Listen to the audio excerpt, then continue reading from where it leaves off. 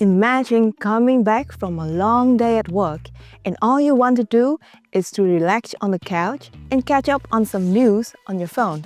But only then you realize that your phone is running out of battery. Isn't it annoying to have to charge your phone every other day? Have you ever wondered why it doesn't last a whole month on just a single charge?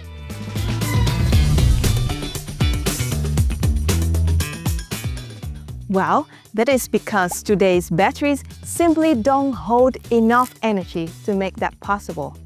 So, how can we store more energy in a battery? Well, batteries are made up of layers of materials that we call electrodes. One approach is to make the electrode of the battery thicker. The electrodes inside the battery are typically made of a material that can either store or release electrical energy. So, a thicker electrode allows for more energy storing materials. Sounds simple, right?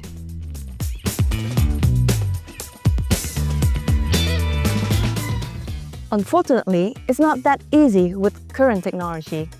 When thick electrodes are made with conventional coating methods, they often develop severe cracks, and these cracks weaken the electrode structure. On top of that, the ions that carry charge inside the electrodes move much more slowly through these thicker layers.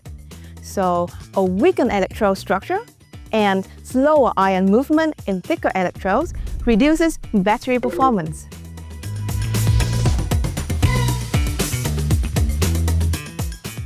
This is where my research comes in.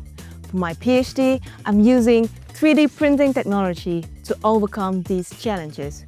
With 3D printing, we can build thick electrodes that have built-in channels. These channels are designed to speed up the ion transport and strengthen the electrode, enhancing the overall battery performance. My goal is to prove that batteries made with 3D printing can outperform traditional ones.